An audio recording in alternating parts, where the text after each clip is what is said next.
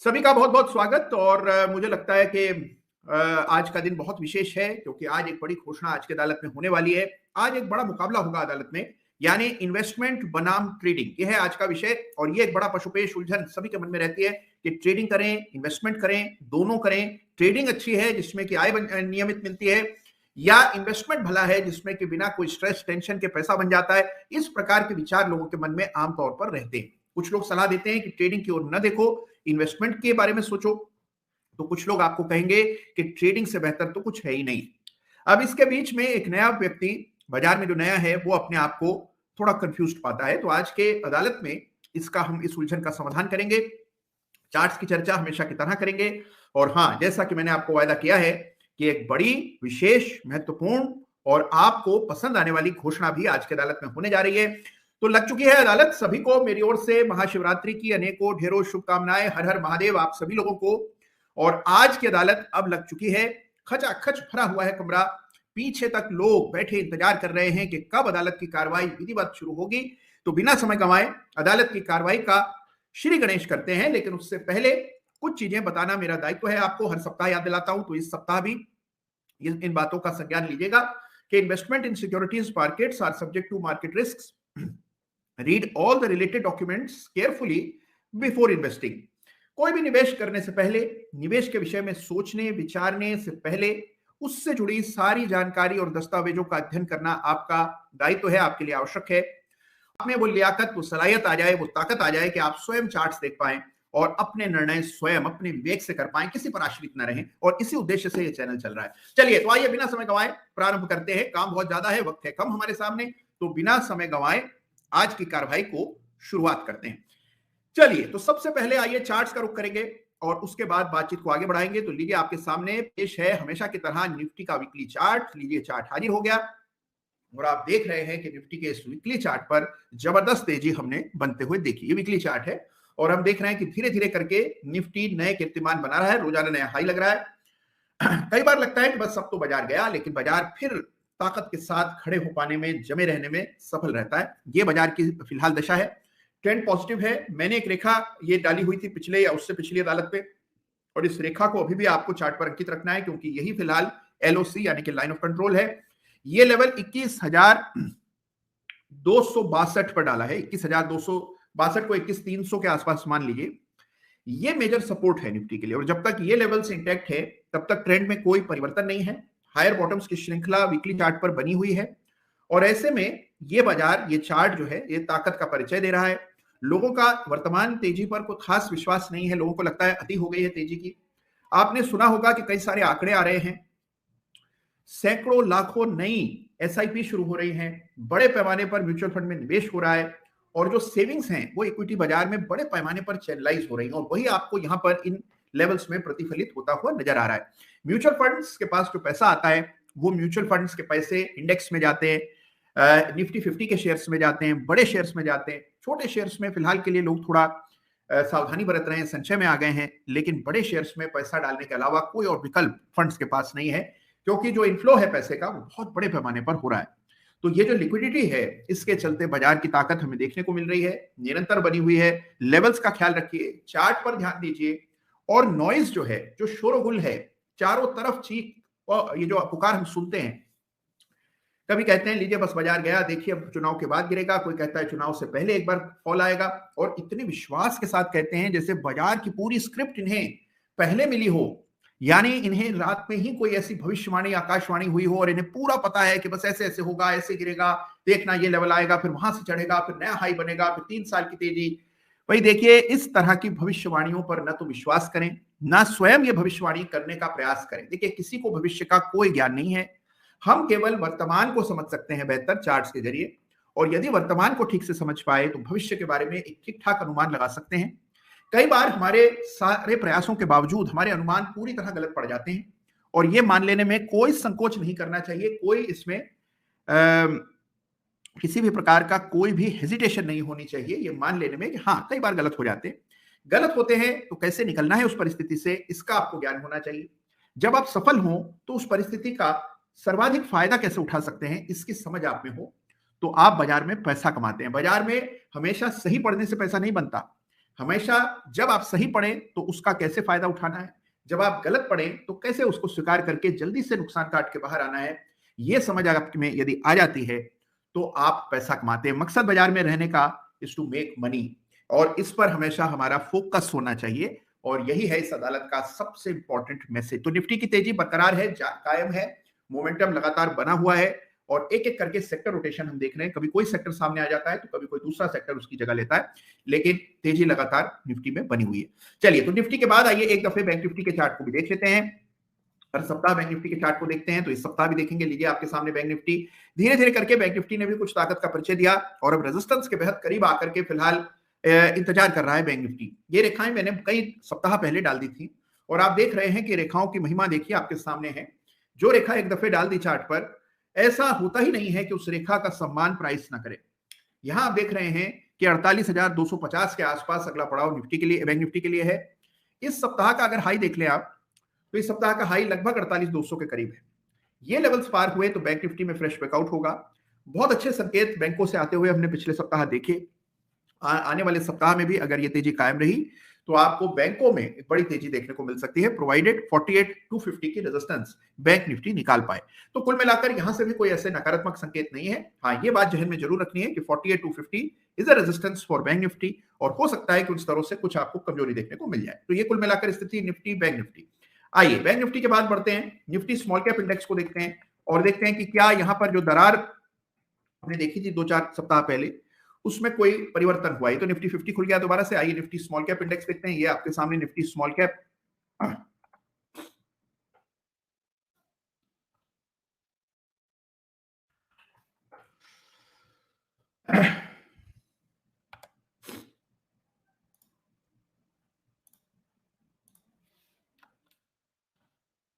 आप कीजिए, Nifty small cap index की हम चर्चा कर रहे हैं। ये निफ्टी स्मॉल कैप, और जैसा हम चर्चा कर रहे थे, ये निफ्टी स्मॉल कैप 50 है, लेकिन आमतौर पर हम निफ्टी स्मॉल कैप 100 देखते हैं, तो उसी इंडेक्स को देखेंगे आज भी। ये हमारा निफ्टी स्मॉल कैप 250 देख लेते हैं। आइए, 250 है। अच्छा, अब देखिए इस इंडेक्स की लगातार हम चर्चा करते आए हैं। ब्रेकआउट हुआ, तेजी बनी, कंसोलिडेशन हुआ, ब्रेकआउट हुआ, तेजी बनी, फिर कंसोलिडेशन। तो यहां आपको पहले संकेत मिल रहे हैं कि भाई देखिए इतनी बड़ी तेजी बन गई, और इस तेजी के बाद कुछ विश्राम के लिए, कुछ रुकने के लिए ये जो इंडेक्स है ये तैयार हो रहा है। और ऐसे माहौल जहां हमने देखा निफ्टी तेज था पूरे सप्ताह, बैंक निफ्टी तेज था, स्मॉल कैप इंडेक्स में आपको गिरावट आते हुए नजर आई, और गिरावट कितनी थी? 2.5% की बड़ी गिरावट आई। आइए फिबोनाची का इस्तेमाल करके लेवल्स चार्ट पर अंकित करते हैं। तो मैंने यहां से यहां तक फिबोनाची प्लेस किया। पहला अहम लेवल इस चार्ट पर जो मुझे नजर आता है वो है 14,430 का, और उसके बाद 13,975 यानी 14,000। तो 14,000 से 14,400 के बीच में स्मॉल कैप इंडेक्स के इस चार्ट पर सपोर्ट है, और ये लेवल वर्तमान स्तरों से लगभग 500-600 पॉइंट नीचे है। तो गिरावट की संभावना यहां पर बिल्कुल बनी हुई है, और स्मॉल कैप स्टॉक्स में विशेष रूप से आगामी सप्ताह के लिए सावधानी बरतने में हर्ज नहीं है।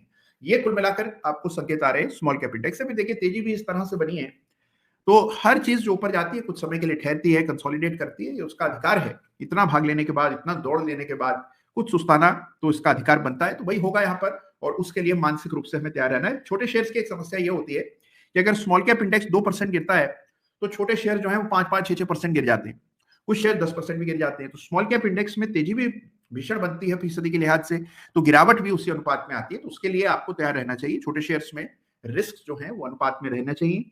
छोटे शेयर का एलोकेशन कैसे करें, उसमें अपने रिस्क को कंट्रोल कैसे करें, इन चीजों के लिए चार्ट्स की अच्छी समझ होनी चाहिए। तो ये समय है जहां थोड़ी सावधानी स्मॉल कैप इंडेक्स में आपको रखनी। चलिए अब देखिए एक बार बात करेंगे यूएस मार्केट की, यानी कि डाउ जोन्स में क्या हो रहा है। तो ये आपके सामने डाउ जोन्स में तेजी कायम, लगातार तेजी बनी हुई है। इस सप्ताह जरूर कुछ मंदी आई, लगभग 1% की गिरावट, लेकिन कोई खास मायने इस गिरावट के नहीं है। कुल मिलाकर ट्रेंड पॉजिटिव है, और डाउ जोन्स में भी तेजी क्यों बरकरार है। तो यहां से भी कोई नेगेटिव संकेत नहीं, कुल मिलाकर चीजें खराब नहीं है। Overall trend is positive.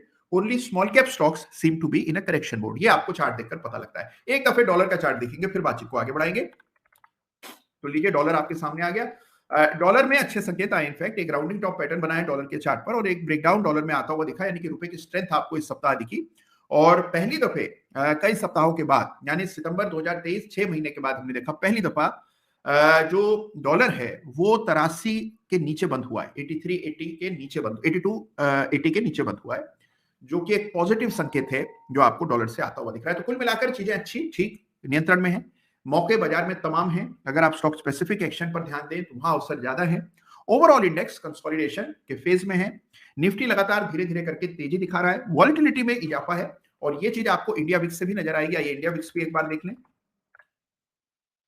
ये इंडिया विक्स है, और इंडिया विक्स में भी हम देख रहे हैं कि ग्राउंडिंग बॉटम पैटर्न बना। इस सप्ताह तो जरूर इंडिया विक्स नीचे आई, लेकिन कुल मिलाकर आप देखें तो इंडिया विक्स में भी एक ठहराव, स्थिरता देखने को मिल रही। तो चीजें जो है ठीक चल रही हैं। लेवल्स का ख्याल रखिए, स्टॉक स्पेसिफिक एक्शन में रुचि रखिए, तो आप देखते हैं कि आपको अवसर इस बाजार में भी उपलब्ध नजर आएंगे। चलिए आगे बढ़े। हमने ढेरों चार्ट्स की चर्चा की, भारत और विदेश तमाम चार्ट्स की बात हमने की। एक चार्ट का जिक्र करे बिना आगे नहीं बढ़ूंगा, और ये चार्ट है गोल्ड का। भाई देखिए, गोल्ड में जबरदस्त तेजी हमने देखी। ये गोल्ड का एमसीएक्स पर चार्ट है। इस सप्ताह गोल्ड में 4% की तेजी आई, जो कि अपने आप में एक बड़ा रिकॉर्ड है।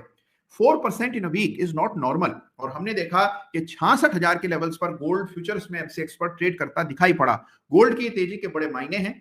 गोल्ड का बढ़ना मतलब आमतौर पर रिस्क ऑन होता है, माफ कीजिए रिस्क ऑफ होता है। ऐसे में लोग अपने रिस्क को कम करते हैं, तब गोल्ड की कीमतें बढ़ती हैं। लेकिन यहां हम देख रहे हैं कि इक्विटी बाजार नए कीर्तिमान बना रहा है, बिटकॉइन नए कीर्तिमान बना रहा है, गोल्ड नए कीर्तिमान बना रहा है। साथ ही में आप देखिए ब्याज की दरें भी बढ़ी हुई है, कम नहीं हुई। तो ये एक अपवाद है, ऐसा आमतौर पर नहीं होता है, लेकिन इस बार हम देख रहे हैं कि सारे एसेट क्लासेस एक साथ बढ़ रहे हैं, और इसके कारण मुझे 2006-7 के साल याद आ रहे हैं, जब बिल्कुल ऐसा ही हुआ था। हम देख रहे हैं कि जहां तक प्रॉपर्टी की कीमतें हैं तो वो भी साथ में बढ़ रही हैं। तो सारे एसेट्स जो है वो एक साथ नए हाइस बनाते हुए नजर आ रहे हैं। तो इस तरह का वातावरण है, और गोल्ड भी 66,000 के लेवल्स पर आ गया। हाल में सरकार ने सॉवरेन बॉन्ड स्कीम की नई योजना लेकर के आए थे, उसकी जो नई कड़ी है वो आई थी, और अगर आपने उसमें हिस्सा लिया या पहले सॉवरेन बॉन्ड स्कीम में आपने डिपॉजिट किए तो मनी मन आप मुस्कुरा रहे होंगे, खुश हो रहे होंगे। 66,000 का सोना हो चला है, 66,000 rupees for 10 grams. Unbelievable rise हमने गोल्ड में आते हुए देखा। तो कुल मिलाकर चीजें ठीक हैं, पॉजिटिव हैं। सावधानी बरतने में हर्ज नहीं है, लेवल्स का ख्याल रखना है, विशेष रूप से छोटे मझोले शेयर्स को लेकर सावधानी बरतनी है। ये मैसेज है इस सप्ताह की अदालत का। चलिए तो अब आगे बढ़ते हैं, और बहुत काम है अदालत के सामने। कई विषयों पर बात करनी है। विवेक जी हमारा इंतजार कर रहे हैं, उनसे चर्चा करेंगे। और भी कई सारे विषय हैं जिन पर बातचीत आज की अदालत में होगी, लेकिन आगे बढ़ने से पहले एक विषय जो कि बहुत इंपॉर्टेंट है और जिस पर मैं चाहता हूं कि आप ध्यान से मेरी बात को सुने, समझें और इस पर विचार करें। वाह, बहुत बढ़िया सवाल। कई सारे प्रश्न भी आ रहे हैं, सवालों पर भी मैं आता हूं। बड़े इंटरेस्टिंग कमेंट, सवाल, कई सारे विषय पर, अलग अलग विषयों पर, और बहुत तार्किक सवाल जिनका अगर उत्तर दिया जाए तो सभी के लिए नई नई चीजें सीखने को मिलेंगी। ऐसे सवाल आए हैं आज की अदालत में। सवालों पर मैं आता हूं। आगे, यानी कि गोदावरी पावर को लेकर के एक प्रश्न आया था, तो आइए इसका जिक्र कर लेते हैं। गोदावरी पावर यानी कि जीपीआईएल, आपके सामने चार्ट खोले देता हूं, लीजिए। भाई देखिए, अच्छी तेजी बनी है। ब्रेकआउट आया था बहुत नीचे के लेवल्स पर। ये स्तर कोई होंगे लगभग ये 450-60 के आसपास। वहां से एक तरफा तेजी देखने को मिली, और हमने देखा कि लगातार स्टॉक ऊपर चला गया, 800 रुपए तक गया। अब कुछ कंसोलिडेशन का दौर चल रहा है। सपोर्ट की रेखा इन स्तरों पर रख लें, ये सपोर्ट हो गया इमीडिएटली, और आप देखेंगे कि बिल्कुल सपोर्ट के करीब फिलहाल ट्रेड कर रहा है। ये लेवल्स टूटे तो करेक्शन कुछ गहरा सकता है, और कुल मिलाकर के देखें तो एक बड़ी तेजी बन गई है। ट्रेंड में कोई फेरबदल नहीं, ट्रेंड अभी भी इंटैक्ट है, लेकिन कुछ कंसोलिडेशन मुमकिन है कि लेवल्स पर आपको देखने को मिले। देखिए, आपको ऐसे बहुत से चार्ट इस बाजार में नजर आएंगे जहां ब्रेकआउट हुए थे आज से 6 महीना पहले, 8 महीना पहले, 1 साल पहले। वहां से शेयर दोगुना हो गया है, कभी 3 गुना हो गया है। अब मन तो बहुत करता है कि इसको खरीद लें, और सुनने में भी आता है कि अरे ये देखना, ये 5 गुना हो जाएगा या 6 गुना हो जाएगा, और ईश्वर ने चाहा तो शायद हो भी जाए। लेकिन हमें अपने रिस्क रिवॉर्ड को संभालना है। वो संभालने कोई और नहीं आएगा, कहीं से बाहर से मदद नहीं मिलेगी। आपको स्वयं अपने रिस्क को संभालना होता है, क्योंकि जब चीजें आपके विरुद्ध जाने लगती हैं, आपके विपरीत जाने लगती हैं, उस समय आप कहीं पर भी कोई भी सहायता नहीं मिलती है। मान लीजिए आपने किसी शेयर में निवेश किया बिल्कुल टॉप के करीब, ये सोच करके अभी और तेजी चलेगी, वहीं से शेयर नीचे सरकने लगता है, तो आपको समझ नहीं आता अब करें तो क्या करें। जिस शेयर को लेकर सब इतने पॉजिटिव थे वो इतना गिर क्यों रहा है। ऐसे में आप कई बार बड़े संकट में फंस जाते हैं। शेयर बेचा ही नहीं जाता और वो लगातार लुढ़कता रहता है, नुकसान बढ़ता जाता है, और कई बार ऐसे शेयर गले की फांस बन जाते हैं। तो मेरी इस बात को बड़े ध्यान से सुनिए। कोई भी नया निवेश आप करने बैठ रहे हो, कोई नया निवेश शुरू कर रहे हो, हमेशा एग्जिट का प्लान बनाइए। किसी भी स्तर पर शेयर खरीदें, रिस्क को ध्यान में रखकर खरीदें। मेरा ऐसा मानना हमेशा से रहा है कि भाई देखिए, आइडियल एंट्री पॉइंट ये लेवल था जून में, जब इसने 490 के लेवल्स पार किए। वहां खरीदा होता तो सही मौके पर आपका निवेश हो रहा होता। अब वहां मान लीजिए आप नहीं खरीद पाए, या आपने नहीं खरीदा और आपको यहां ये शेयर अच्छा लग रहा है, तो मान करके चलिए कि यहां पर भी रिस्क जो है उसको ध्यान में रखना है। संभावनाएं कम है और रिस्क बढ़ा हुआ है, तो रिस्क को ध्यान में रखिए, रिस्क को सीमित रखिए। और अगर आप रिस्क को काबू में रखकर ट्रेड करते हैं तो फिर आप किसी भी लेवल पर, किसी भी राइज के बाद कहीं पर भी शेयर को खरीद सकते हैं, अगर आप रिस्क को मैनेज करना जानते हैं। तो ये हमारे सामने जीपीआईएल यानी कि गोदावरी पावर का चार्ट है, जिसमें निरंतर तेजी बनी दिखाई पड़ रही है। तो हम देख रहे हैं कि बहुत सारे ऐसे स्टॉक्स हैं जहां हमें डिसेंट रन के बाद कंसोलिडेशन का दौर देखने को मिल रहा है, और उसको रिस्पेक्ट करना चाहिए हमें। अगर आपको कंसोलिडेशन में रुचि नहीं है, आप सोचते हैं मैं समय नहीं जाया कर सकता, तो जहां पर मूव है वहां रहें, पैसे को मैक्सिमम ऑप्टिमाइज करें। जहां पर मोमेंटम है, पूरे उफान में है, वहां रहे। मोमेंटम हल्का पड़ा नहीं कि आपने स्विच कर लिया। और यही थीम है मोमेंटम मैट्रिक्स स्मॉल केस की भी, जिसका जिक्र मैं अभी आपसे शुरुआत में कर रहा था कि मोमेंटम जब तक है तब तक हम उस स्टॉक में हैं, मोमेंटम कम होने लगेगा स्टॉक से बाहर हो जाएंगे। इस प्रकार से स्टॉक्स को रोटेट करके मोमेंटम मैट्रिक्स की हम लोगों ने चर्चा की है। वही काम आपको अपनी ट्रेडिंग में भी, अपने इन्वेस्टमेंट में भी करना है। तो ये जीपीआईएल यानी कि गोदावरी पावर के चार्ट की हम लोग चर्चा कर रहे हैं, जिस पर एक प्रश्न आया था, और इसके अलावा अनेकों अन्य प्रश्न आए, बड़े इंटरेस्टिंग सवाल आ रहे हैं। ओके, एक सवाल है भुवनेश जी का, और ये सवाल कर रहे हैं मोमेंट एक्शन कंस्ट्रक्शन पर। Action construction wealth creator small case का हिस्सा है।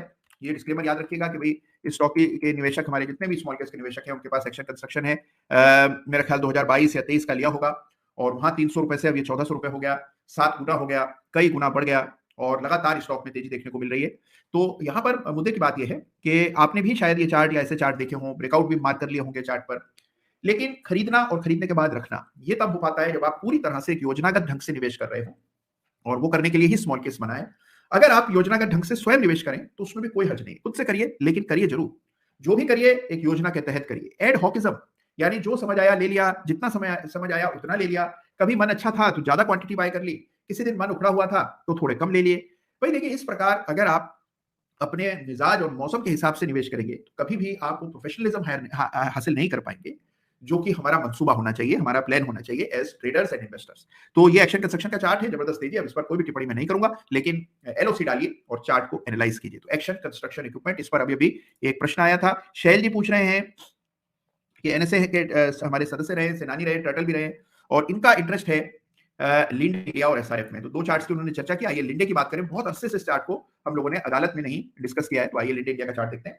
मुझे याद पड़ता है कि इसमें एक सिमेट्रिकल ट्रायंगल पैटर्न बना था, जो कि अभी अभी आप चार्ट पर देख रहे हैं, और इसका ब्रेकआउट हुआ था फरवरी 2023 में, आज से 1 साल पहले। तब इसे चार्ट ऑफ द वीक का खिताब मैंने दिया था।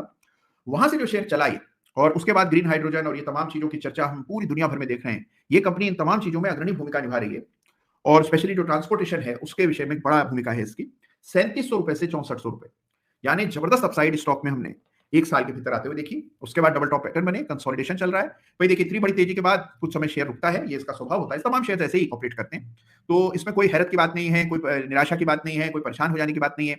अगर आप ये उम्मीद करते हैं कि जो शेयर आप खरीदें वो कभी रुकेगा ही नहीं, बस ऐसे ही वर्टिकल बढ़ता चला जाएगा, तो केवल ऐसा सपनों में ही होता है। हकीकत में शेयर रुकते हैं, वेट करते हैं, टाइम वाइज करेक्ट करते हैं, और उसके बाद फिर वो नया मूव आपको दिखाते हैं, और उसमें हमें पेशेंस रखना चाहिए। तो ये फिलहाल यहाँ चल रहा है। एलओसी डालनी हो तो यहाँ एलओसी डालिए, टाइट छोटी सी एलओसी, यानी 5400 के आसपास एलओसी की रेखा मार्क कर लें और निश्चित हो जाइए। तो ये चार्ट आपके सामने लिंडे इंडिया का, जिस पर प्रश्न आया था।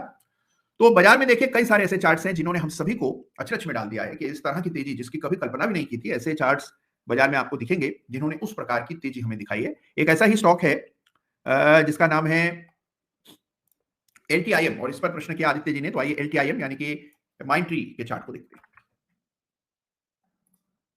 ये है एलटीआईएम। अब देखिए बहुत अच्छी तेजी बनी 2022 तक, फिर आई गिरावट। डबल टॉप पैटर्न देख लिया होता वक्त से आपने जनवरी 2022 में, तो आप भाप जाते कि नहीं, अब इसमें वो गति नहीं है जो गति 2020, 21, 22 में हमने देखी, अब वो इसकी दिशा नहीं है। कंपनी वही है, अच्छा काम ही कर रही है, लेकिन उसके बावजूद देखिए चार्ट का पैटर्न बिगड़ जाने की वजह से महीनों तक अंडर परफॉर्मेंस रही, गिरावट आई। शेयर का भाव आप देखिए कहां 7500 से घट करके 4000 तक नीचे आ गया, बड़ी पिटाई हुई, और उसके बाद अब हम देख रहे हैं वापस से कुछ उछाल और कंसोलिडेशन। तो देखिए कुल मिलाकर के देखिए तो कोई बहुत ऐसे इंस्पायरिंग चार्ट नहीं है। फिलहाल हम देख रहे हैं कि कमजोरी है, लेकिन एक सपोर्ट है जहां पर अभी फिलहाल ट्रेड कर रहा है। तो सपोर्ट के करीब ये चार्ट है। एलओसी डाल लीजिए सही जगह पर, और ये सोचिए कि क्या इससे बेहतर विकल्प कहीं खोजा जा सकता है बाजार में। तो बेहतर विकल्प की तलाश कीजिए जहां पर ज्यादा क्लैरिटी है चार्ट को लेकर, उन चार्ट्स पर फोकस्ड रहना चाहिए। तो देखिए हमारे पास तो पैसे सीमित हैं और बाजार में विकल्पों का अभाव नहीं है, तो इसीलिए you have to be cautious and you have to be choosy. एक चार्ट की चर्चा करूंगा और फिर सीधे चलूंगा विवेक जी से बात करने के लिए। आजाद इंजीनियरिंग, राजेश भानुशाली जी का प्रश्न आया है, और रिसेंट लिस्टिंग आजाद इंजीनियरिंग पर प्रश्न कर रहे हैं। तो आइए चार्ट देख लें। ये आपके सामने आजाद इंजीनियरिंग लिस्टिंग के बाद जबरदस्त तेजी, और इसमें क्रिकेट के महानायक सचिन तेंदुलकर जी का भी निवेश है। हमने इसमें बड़ी तेजी बनते हुए देखी, और स्टॉक लिस्टिंग के बाद डबल हुआ, और केवल 2 महीनों के भीतर डबल हो गया। बहुत बड़ी बात है। अब करें क्या? अब देखिए, अब करने लायक कुछ है नहीं इसमें, क्योंकि हमारे पास चार्ट बहुत लिमिटेड है। रिसेंट लिस्टिंग एक 6 महीना भी नहीं हुआ लिस्ट हुए, तो इस पर अब क्या कमेंट करें चार्ट के आधार पर। तेजी बन गई। अगर आपके पास आईपीओ के शेयर्स हैं या उसके बाद आपने सेकेंडरी मार्केट से बाय किए हुए हैं, ट्रेलिंग स्टॉप लॉस अवश्य रखिए, और इसमें वीकली चार्ट के बनिस्पत डेली चार्ट ज्यादा मदद करेगा आपकी, क्योंकि वीकली चार्ट पे डेटा पॉइंट्स बेहद कम नजर आ रहे हैं, तो वीकली चार्ट से कुछ सहारा इसमें नहीं मिलेगा। ऐसे स्टॉक्स में चार्ट्स की भूमिका सीमित होती है, जो कि रिसेंटली लिस्टिंग हुए।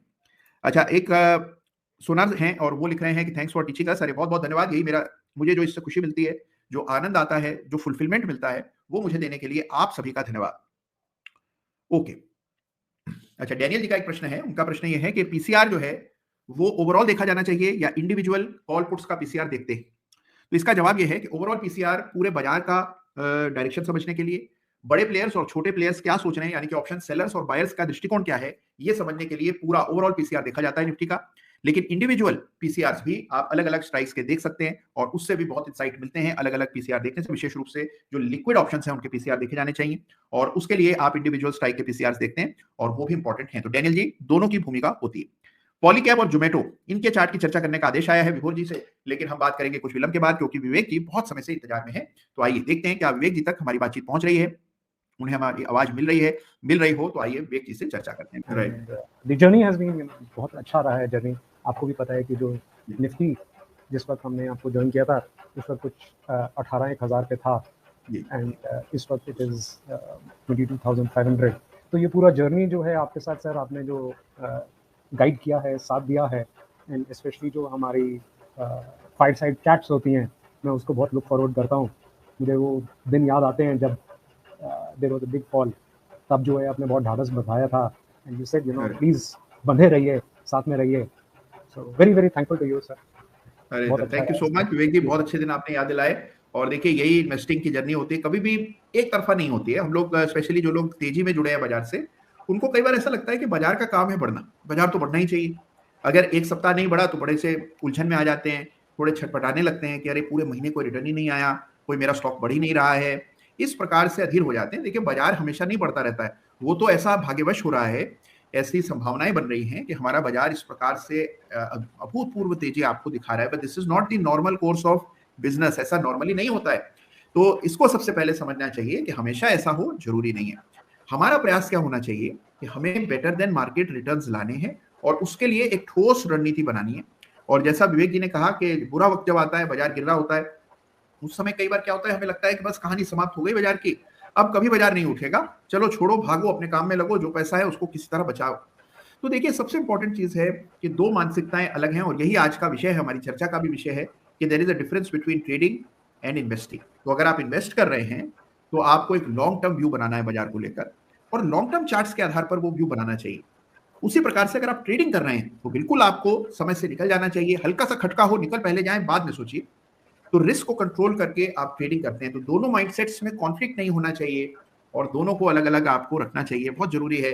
और ये छोटी छोटी बातें जो समझ जाएं तो बाजार की आपकी जो यात्रा है बहुत बड़ी हो सकती है। तो विवेक जी, आप तो बहुत पहले से जुड़े हैं बाजार से, मुझे ऐसा लगता है, तो और आपने अपनी यात्रा शुरू की, निवेश शुरू किया। आप ये बताइए विवेक जी, कैसे अपनी कैपिटल को डिवाइड करते हैं? बहुत बड़ी समस्या लोगों को ये आती है कि इतने सारे इन्वेस्टमेंट हो जाते हैं, खुद भी कई सारे इन्वेस्टमेंट हो गए, फिर आपने म्यूचुअल फंड्स भी खरीदे हुए थे, आप बता रहे हैं पहले के, स्मॉल केस में भी निवेश है। तो how do you allocate capital allocation कैसे करते हैं?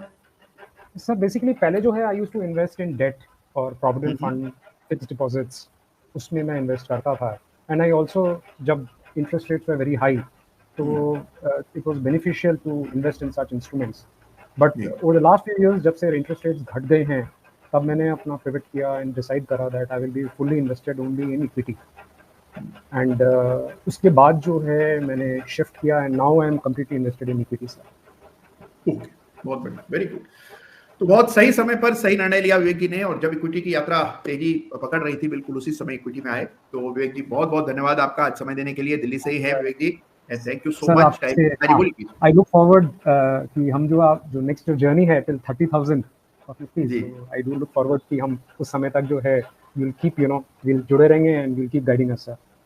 बहुत बहुत धन्यवाद Vivek ji, all the very best to you, and thank you so much for your support and confidence. तो ये हमारे विवेक जी हैं, दिल्ली से जुड़े हुए थे, और स्मॉल केस के हमारे सदस्य हैं, गजब का काम कर रहे हैं, अच्छा निवेश कर रहे हैं, और बहुत सोच विचार करके सारी चीजें देखते हुए निवेश करते हैं, अपने रिस्क को ध्यान में रखकर करते हैं, और लंबी यात्रा रही है विवेक जी की। चलिए, इसके अलावा धन्यवाद करेंगे प्रतीक्षा मिश्रा जी का। और प्रतीक्षा जी का एक कहना है कि इंडियन ज्वेलरी सेक्टर पर एक वीडियो बनाइए, इस सेक्टर पर नॉलेज और एक्सपीरियंस चाहिए। बिल्कुल, बहुत अच्छा आपने सुझाव भेजा है प्रतीक्षा जी। और आपने जो कहा है इसको निश्चित रूप से अमली जामा हम पहनाएंगे और बहुत जल्द आपको ज्वेलरी सेक्टर पर एक अच्छा वीडियो देखना चाहिए और बहुत इंटरेस्टिंग सेक्टर है। अभी आप देख रहे हैं आजकल शादी का माहौल है, कितनी सारी शादियां हो रही हैं, कुछ प्री वेडिंग्स भी हो रही हैं जिसकी चर्चाएं बहुत हो रही हैं। तो आप देखिए उसमें जिस प्रकार से जेवरात पहने जा रहे हैं, उपहार में दिए जा रहे हैं, तो हमारा जो पूरी हमारे कल्चर और कम्युनिटी का जो फिक्सेशन है वो ज्वेलरी और गोल्ड को लेकर है। अभी हम गोल्ड का चार्ट की चर्चा भी कर रहे थे। तो ज्वेलरी सेक्टर के भविष्य को लेकर एक वीडियो जरूर बनना चाहिए और बहुत जल्द मैं वो लेकर के आऊंगा। बहुत अच्छा सुझाव आपने दिया प्रतीक्षा जी, बहुत बहुत धन्यवाद। संदीप साहब हैं जिन्होंने बड़ा ही इंटरेस्टिंग सवाल कर बैठे हैं। सवाल उनका यह है कि सर ऑप्शन ट्रेडिंग में लॉस होने का मुख्य रीजन क्या है और प्रॉफिट कैसे बना सकते हैं? बड़ा ही इंटरेस्टिंग इंपॉर्टेंट सवाल है और मुझे पूरा विश्वास है कि जो लोग आप सुन रहे हैं, आप में से कई सारे लोग ऑलरेडी ऑप्शन की ट्रेडिंग में सक्रिय हैं। तो ऑप्शन में मुख्य रूप से नुकसान क्यों होता है? देखिए ऑप्शन में नुकसान इस वजह से होता है कि ऑप्शन में एक बड़ा भारी लेवरेज होता है। लेवरेज मतलब कि 1 रुपया लगाकर, अब देखिए जो आज निफ्टी 21,000 चल रही है उसकी कॉल का प्रीमियम होता है कोई 100 रुपए, 125 रुपए, यानी 21,000 की वस्तु बुक कराने के लिए जो बुकिंग अमाउंट आप कॉल के प्रीमियम की शक्ल में देते हैं वो 100-125 रुपए होता है। इसको अगर मल्टीपल के लेवल्स पर देखें तो ये 0.5%, 1% of the total value of the underlying होता है, यानी 100 गुना, 150 गुना का लेवरेज ऑप्शन में उपलब्ध होता है। जितना ज्यादा लेवरेज होगा, गियरिंग जिसको कहते हैं, जितनी ज्यादा होती है उतना ज्यादा खतरा बढ़ जाता है। अब हमें ये लगता है कि जाने को क्या है, क्या ले जाएगा ऑप्शन हमसे, छोटी सी तो ये कॉल है, इतना सा इसका प्रीमियम है, क्या चला जाएगा, चलो लेकर देखते हैं। लेकिन जब आप ऑप्शंस खरीदते रहते हैं तो आप ये भूल जाते हैं कि ऑप्शंस में पूरा पैसा एट रिस्क होता है, जो कि कभी भी स्टॉक खरीदे, घटिया से घटिया कंपनी का शेयर भी आप खरीदते हैं तो भी कभी उसकी कीमत जीरो नहीं होती है। लेकिन ऑप्शंस में पलक झपकते ही 100 रुपए का ऑप्शन जीरो हो जाता है। तो वेलोसिटी जो चेंज की है वो बहुत ज्यादा और रिस्क भी बिकॉज ऑफ लेवरेज ज्यादा होता है। तो ऑप्शन का इस्तेमाल बिना पूरी तरह इसे सीखे समझे ना करें। प्रॉफिट भी उसी अनुपात में होता है, इसमें कोई दो राय नहीं है। 10 रुपए की कॉल 200 रुपए में एक्सपायर होती है, यानी अगर आपने 10 रुपए लगाए थे तो 200 रुपए की कमाई भी कई बार हो जाती है, लेकिन खतरा भी उसी अनुपात में है। तो ऑप्शंस में काम तब करें जब इसकी पूरी समझ आपको हो और उसके विषय में विस्तार से आपको समझना होगा। और कई सारे वीडियोस हम पहले भी लाए हैं, ऑप्शन 40 में लेकर के आया था, जिसके 6 वीडियोस आपको चैनल पर मिलेंगे, उनको देखिए, पूरी तरह समझिए इसको और समय समय पर और कार्यक्रम हम ऑप्शन से जुड़े हुए लाएंगे, उनको सीख लें, ऑप्शन को जान लें, उसके बाद इसमें आप काम करें। ये मेरा आपको सुझाव रहता है। अरे वाह, बहुत बढ़िया। एक हमारे नरेंद्र रावत साहब ने बड़ा अच्छा संदेश भेजा, वो कह रहे हैं सर वीकेंड आते आते हमको थोड़ा अंधेरा सा लगने लगता है, इस अदालत से आप उस अंधेरे को समाप्त कर देते हैं। अरे बहुत बहुत धन्यवाद आपका नरेंद्र जी, थैंक यू सो मच। और आप अदालत में जुड़ते हैं, इससे मेरा अपना मनोबल बढ़ जाता है और हम लोग कई सारी चर्चा करते हैं। वरना देखिए ट्रेडिंग ऐसा काम है, इन्वेस्टमेंट ऐसा काम है जो बहुत ही सॉलिटरी है, ऐसा काम है जिसमें बहुत ज्यादा लोग आपको नहीं मिलते हैं। और क्योंकि लोग नहीं मिलते हैं, बहुत सारे लोग नहीं हैं जो आपके लेवल पर सोच सकते हैं, आपका दुख दर्द बांट सकते हैं, आपकी पीड़ा समझ सकते हैं। अगर आप ऑप्शन ट्रेडर हैं तो बताइए किसको बताने जाएंगे कि इस बार एक्सपायरी में ये हुआ मेरे साथ, अरे मेरा प्रीमियम इतना चल रहा था, 15 मिनट आखिरी के ऐसे ऐसे घट गया और फिर जो है आता हुआ पैसा हाथ से निकल गया। ये जो दुख है, पीड़ा है, व्यथा है, ये केवल दूसरा ट्रेडर ही समझ सकता है और उसके लिए अनफॉर्चुनेटली कोई मंच नहीं है इस अदालत के अलावा। तो अदालत में हम आते हैं, पूरे सप्ताह भर की आप बीती यहाँ पर चर्चा करते हैं, आप नए ट्रेडर से मिलते हैं, उनका अनुभव जानते हैं, कोई इन्वेस्टर मिलता है, कोई ट्रेडर मिलता है, आपस में इतने जबरदस्त कमेंट आते हैं, ऐसे चार्ट्स की चर्चा करते हैं जो हमारी निगाह में नहीं आते हैं और उन चार्ट्स को देख लेने से हमारा एनालिसिस का विस्तार होता है, हमें नई चीजें पता लगती है और इसीलिए हर सप्ताह अदालत में जुड़ना जरूरी है। तो बहुत गजब का मंच है अदालत और मुझे बेहद पसंद है। तो नरेंद्र जी आपका बहुत बहुत धन्यवाद, जो आपने बात कही इससे मेरी हौसला अफजाई हुई, मजा आया आपकी बात सुनकर। पॉजिटिव थिंक्स 11, बड़ा अच्छा नाम, 111, इनका कहना है कि कमिंग टू माय ट्रेडिंग कब करोगे सर जी? तो बहुत जल्द coming to my trading room भी होगा और उसमें आपको दावत भी मिलेगी, चिंता मत कीजिए। तो कई सारी योजनाएं हैं हमारी और इसके अलावा एक बड़ा अच्छा प्रश्न कर रहे हैं,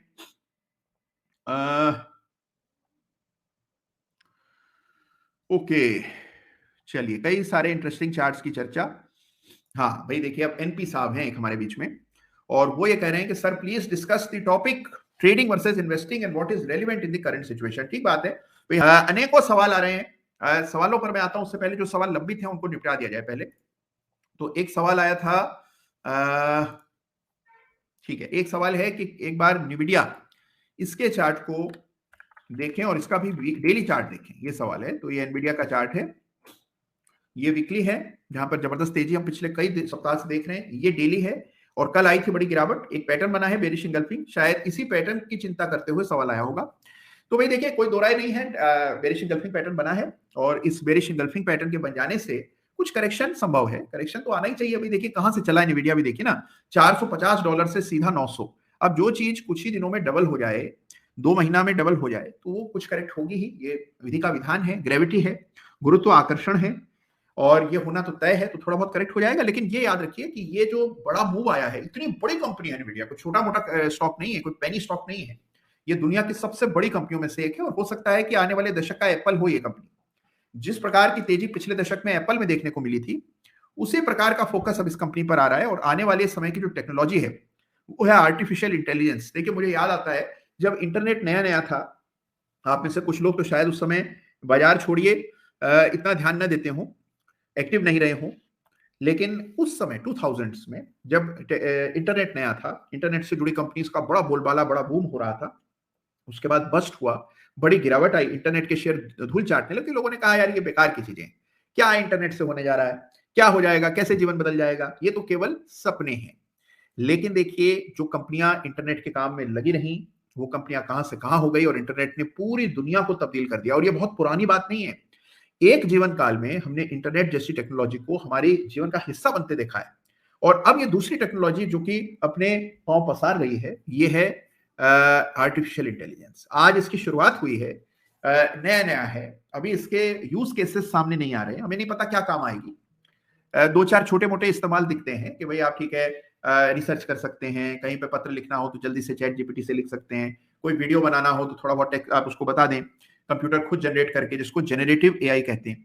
लेकिन आने वाले युग में इसकी क्या भूमिका होगी हमारे जीवन में, इसकी कल्पना करें, सोचें, पढ़ें, तो आप देखेंगे this is life transforming change, जिसके शुरुआत में हम लोग हैं। और यही इसका एक प्ले है, और ये प्ले है, और बाजार हमेशा चाहता है कि जो नई टेक्नोलॉजी है उसको समझें, उसका बड़ा प्लेयर आइडेंटिफाई करें और उसमें बढ़ चढ़ कर निवेश करें।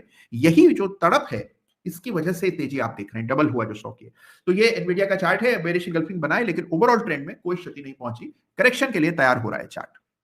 तो ये एनवीडिया की बात हमने की, और आपको भी प्रयास करना चाहिए किसी तर्ज पर भारत में कौन सी ऐसी कंपनियां जो इस टेक्नोलॉजी में अग्रणी भूमिका निभा सकती हैं। एक बात मैं आपको बता रहा हूं कि जो सबसे बड़ा टैलेंट पूल है वो इंडियंस का है। तो अगर एआई डेवलप होगा, बढ़ चढ़कर हिस्सा इसमें भारतीय उद्यमी भी लेंगे, और भारतीय वैज्ञानिक लेंगे, भारतीय इंजीनियर्स लेंगे, तो हमारी कंपनियों को भी बड़ा फायदा होगा। आपको सही कंपनी को पहचानना और उसमें निवेश करना है।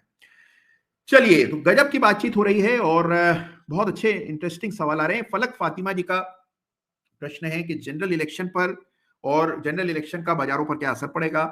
तो भाई देखिए, ये एक पहला चुनाव है मेरे अनुभव में जब बहुत क्लैरिटी है इन टर्म्स ऑफ जो फाइनल रिजल्ट आएगा। लगभग सब तमाम लोग ये मान करके चल रहे हैं कि बाजार एक परिणाम चाहता है, और वो परिणाम आता है तो बाजार के लिए बहुत ही सकारात्मक, पॉजिटिव रहेगा।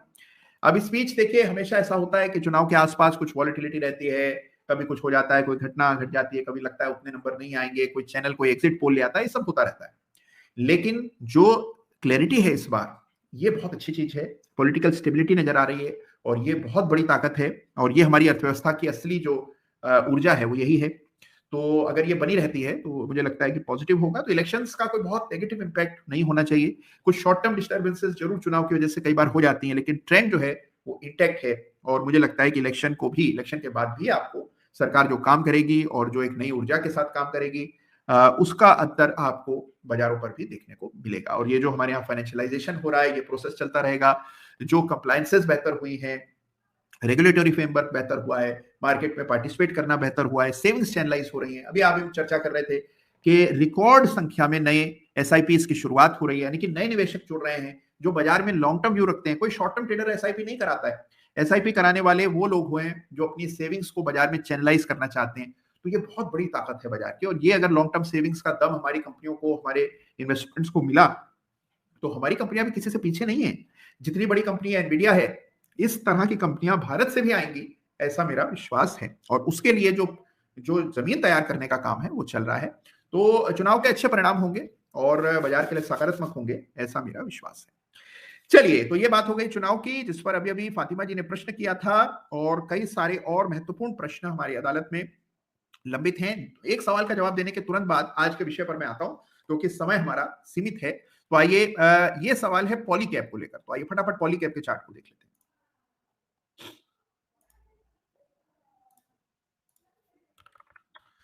ये है पॉलीकैब, और इसमें कुछ घटनाक्रम ऐसे न्यूज आइटम्स आए, उसके बाद गिरावट आई, भीषण गिरावट के बाद अच्छी रिकवरी, गैप फिल हुआ, ये गैप बना था और ये गैप फिल हुआ। ये डेली चार्ट है जो हम देख रहे हैं, वीकली चार्ट है। तो बड़ी गिरावट के बाद एक पुल बैक आया, लेकिन रेजिस्टेंस सामने है, तो 5000 के आसपास रेजिस्टेंस है। अभी भाव 4900 हो गया है, तो यहाँ पर कुछ रेजिस्टेंस का सामना शेयर को करना पड़ सकता है। मेरी राय में देखिए, विकल्प ढूंढिए, और भी बहुत मिलेंगे आपको, बाजार में कमी नहीं है अवसरों की। तो जहां पर भी आपको पूरा विश्वास नहीं है, आधा अधूरा दिख रहा है, चार्ट पर कुछ समस्याएं दिख रही हैं, डाइवर्जेंसेस हैं, परहेज कीजिए, वहां फोकस कीजिए जहां क्लैरिटी है, नए ब्रेकआउट्स हैं, मोमेंटम बन रहा है। तो मेरी राय में बेहतर विकल्प का तलाश करना चाहिए आपको। पुल बैक जरूर चार्ट पर दिखता है। तो ये बात हुई पॉलीकैब की। अब आगे बढ़ने से पहले आइए आज के विषय को ले लेते हैं, और आज का विषय बहुत इंपॉर्टेंट है, हम सभी के काम का है, और सभी इस परेशानी से गुजरते हैं।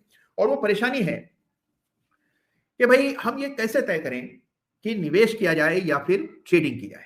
कहां निवेश खत्म हुआ और कहां ट्रेडिंग शुरू हो गई, और कहां ट्रेडिंग समाप्त हुई और वो शेयर निवेश बन गया। मसलन मान लीजिए कोई स्टॉक खरीदा था इस इरादे से कि इसको बरसों रखेंगे, इतनी अच्छी कंपनी है। कई सारे लोग हैं जिनके हाथ में ऐसे शेयर्स होते हैं, जैसे रिलायंस मान लीजिए आपने खरीदा किसी अच्छे ब्रेकआउट पर, एक दफे चार्ट और वीक में भी जिक्र हुआ था, आपने मान लीजिए सोचा कि चलो रिलायंस तो ऐसी कंपनी है, इसको तो बरसों रखा जा सकता है।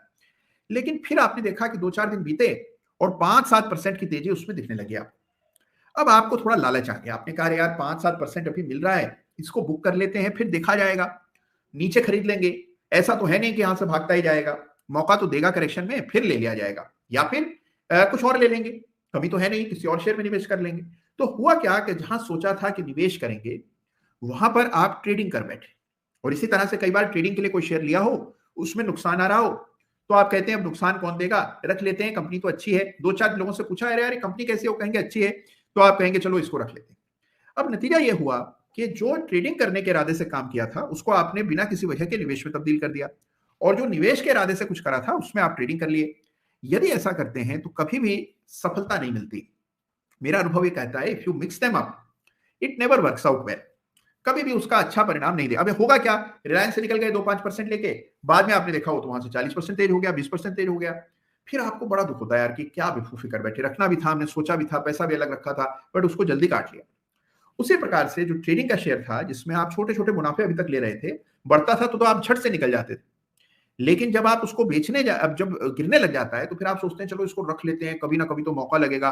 तो नुकसान दिए बड़े बड़े, प्रॉफिट आए छोटे छोटे, तो कैसे कमाएंगे। तो पहली चीज, दोनों के बीच में सही आपको एक डिफरेंस क्रिएट करना है। ट्रेडिंग अलग है, इन्वेस्टिंग अलग है, दोनों में पैसा बनता है। अगर कोई व्यक्ति आपको कहता है नहीं ट्रेडिंग में कुछ पैसा नहीं बनता, 100% गलत कह रहा है। कोई आपको कहता है इन्वेस्टमेंट करके क्या होगा, ट्रेडिंग करो, वो भी गलत कह रहा है। दोनों चीजों में प्रॉफिट है। आपको यह निर्णय लेना है what works best for you, आप क्या कर सकते हैं। इन्वेस्टिंग पैसिव एक्टिविटी है, जिसमें बहुत ज्यादा समय नहीं देना पड़ता है, जिसमें उस तरह का प्रेशर दबाव नहीं रहता है। मेरा यह मानना है कि हर व्यक्ति को इन्वेस्ट करना चाहिए। आप किसी भी वॉक ऑफ लाइफ से हो, किसी भी उम्र के हो, कितनी भी आय हो, आपको निवेश के बारे में गंभीरता से विचार करना भी, निवेश एक तरह की आदत है। जो सेविंग है आपकी, उसको चैनलाइज करके जब आप उसको इन्वेस्ट करते हैं, तो ये काम आपको सबको करना है, चाहे कहीं से भी आप आते हो, जीवन के किसी भी पड़ाव पर हो, रिटायर्ड हो या फिर यंग अभी शुरुआत कर रहे हो अपने करियर की, आपको इन्वेस्टमेंट जरूर करना है। तो invest. Trading is an occupation, एक काम है ट्रेडिंग। ट्रेडिंग तब कीजिए जब आप इसके लिए पूरी तरह से तैयार हो। ट्रेडिंग तब कीजिए जब आपको इसकी समझ हो, इसके लिए समय हो। तो जब आपके पास समय नहीं है तो मत कीजिए, जब समय हो, पूरी समझ हो, तब कीजिए। तो trading is a business, it's an activity, it's an occupation, and investing is something which is a habit, which is important. Investments can transform your life. मैंने कितने ही ऐसे लोगों से भेंट की है आज तक जिन्होंने कभी कल्पना भी नहीं की थी। वो कहते सर जो पैसा हमें कहीं कहीं से मिल जाता था बचा हुआ, एक साहब मिले मुझे कहीं, वो कहने लगे सर ये जो हमारे यहाँ किसी का जन्म हुआ तो लिफाफे आ जाते थे, कोई शादी ब्याह ऐसा कोई आयोजन हुआ तो भी कई सारे ऐसे लिफाफे मिल जाते हैं, कहीं शगुन आ जाते हैं, इन सबको जमा करके मैंने इन्वेस्टमेंट की शुरुआत की थी। मेरे पास कोई पूंजी नहीं थी। फिर वो कुछ शेयर मेरे बढ़ गए तो थोड़ा मनोबल बढ़ गया, तो मैंने फिर अपनी पूंजी भी कुछ डाल दी। फिर मैं ये कोशिश करता था कि भाई जहां से मुझे एडिशनल कहीं से भी कोई रकम आती थी उसमें कुछ अपना पैसा जोड़कर कुछ इन्वेस्ट कर लिया। और आज आप यकीन नहीं जानेंगे किस तरह का जबरदस्त पोर्टफोलियो उनके पास है कि वो ये कहते हैं कि जो डिविडेंड की आय उनको आती है, केवल डिविडेंड, और डिविडेंड कितना होता है, 0.5%, 1% ऑफ द पोर्टफोलियो, साल भर में जो डिविडेंड आता है उससे कहते हैं कि सारी गुजर बसर हो जाती है। तो याद रखिए कि छोटा छोटा पैसा भी अगर आप जोड़कर शुरू करते हैं, it can transform your life. Don't have any expectations. कोई सोचिए मत कि उससे क्या मिलेगा। आप ये सोचें कि बस ये पैसा तो मुझे जोड़ना है, देखा जाएगा जो होगा। अच्छे शेयर्स में जोड़ना है, कोई कॉम्प्रोमाइज क्वालिटी को लेकर के नहीं करना है। जो कंपनी के बारे में नहीं पता है, समझ नहीं है, सुना नहीं है, जानते नहीं है, बहुत छोटी है, बहुत तेजी से बढ़ रही है, उससे दूर रहना है। जिसका मार्केट कैप बहुत छोटा है, हमें नहीं समझ आता क्या करती क्या नहीं करती, लेकिन कोई 2 वीडियो देखकर नहीं बाय करना है। आपको जो निवेश करना है उसके बारे में तहकीकात कीजिए। जो बात मैंने आज, जो एक हम शुरू में बात करते हैं कि investment in securities market are subject to market risk, read all the related documents, उसी तरह से सारी जानकारी हासिल कीजिए और फिर निवेश कीजिए। आप देखेंगे, ठीक है, हो सकता है आपने 5 कंपनियों में 10 कंपनियों में निवेश किया, एक उसमें से किसी समस्या में फंस गई, हो सकता है 2 फंस गए, नहीं चली, आपकी अपेक्षा के हिसाब से नहीं चली, लेकिन अगर उसमें से 3 आपकी अपेक्षा के बियॉन्ड चल गई, तो सोचिए पोर्टफोलियो का क्या हाल होगा। आपको किसी फंड मैनेजर की जरूरत नहीं, आप स्वयं इतनी ताकत, इतना विवेक, इतनी समझ रखते हैं कि आप निवेश कर सकते हैं। हाँ, चार्ट का इस्तेमाल कीजिए, और यदि आपको लगता है किसी वित्तीय सलाहकार की मदद लेनी चाहिए, जरूर लीजिए, लेकिन निवेश कीजिए, जरूर कीजिए, भरपूर कीजिए, क्योंकि आने वाला समय भारत का है। तो निवेश में कोई भी कमी, कोई कॉम्प्रोमाइज, कोई भी तरह का किफायत नहीं करनी। ट्रेडिंग ऐसी चीज है जिसको पहले सीखना है। तो हमेशा से मैं कहता हूं, सीखिए, थोड़ा समय दे दीजिए, ज्यादा से ज्यादा क्या हो जाएगा। सीखेंगे तो थोड़ा पैसा लग जाता है सीखने में, थोड़ा समय चला जाता है सीखने में, लेकिन सीख करके करेंगे तो आपके पास कुछ होगा, आपकी सफलता की कुछ संभावनाएं बनेंगी। वरना बाजार की उठापटक में, बाजार की इस आवाजाही में आपका पैसा हाथ से यूं छटक जाएगा। तो इसलिए ट्रेडिंग कर रहे हैं, जिसको आप अपना लक्ष्य मानते हैं, करियर मानते हैं, तो उसको थोड़ा समय दीजिए और ट्रेडिंग करें, लेकिन सीखने के बाद। और ट्रेडिंग जैसा कोई करियर नहीं है, मैं कितनी बार कह चुका हूं। जो फ्रीडम आपको ट्रेडिंग देती है, वो दुनिया में कोई और व्यवसाय दे ही नहीं सकता है।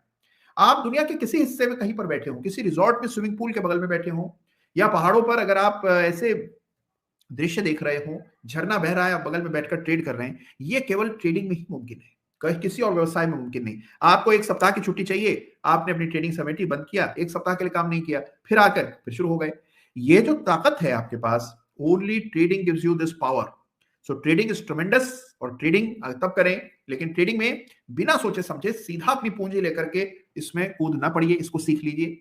सीखने के बाद करेंगे तो आपकी सफलता की संभावनाएं बढ़ जाएंगी। दूसरी बात, हमेशा ट्रेडिंग में समय लगता है, लर्निंग कर्व है।